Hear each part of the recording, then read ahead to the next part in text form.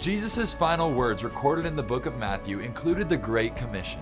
He called his people to go and make disciples of all the nations, baptizing them, resulting in heaven becoming a crowded place. If you're like me, you've asked yourself this question: how do I win over non-believers? I recently spoke with a non-believer who came to one of our Sunday services.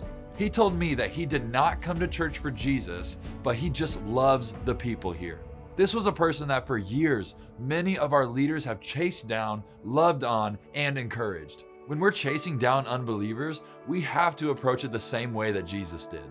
There was something so indescribable about Jesus that when he called people's names, they immediately left their old lives to follow him. We have to remember that Christ was the Son of God, and at any point he could have called an army of angels upon the earth. He could have moved mountains, and he could have changed someone's heart in an instant. But he never forced his will upon anyone. He was fully God, but he shed his divinity when he came to earth as a mere human. He did not expect us to think on his level, but instead came down to us. 1 Corinthians says, "When I was with the Jews, I lived like a Jew to bring the Jews to Christ.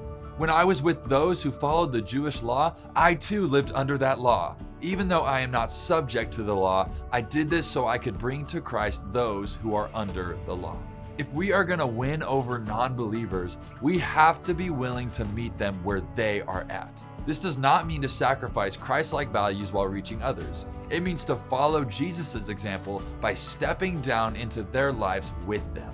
Actions speak much louder than words. We sometimes think that it will be our wise words that would win over a lost heart, but oftentimes it's our repeated actions that are the most impactful.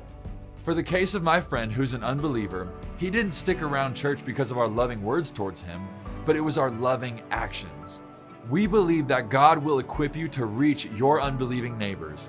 You might fumble some words, and you might even make yourself look like a fool.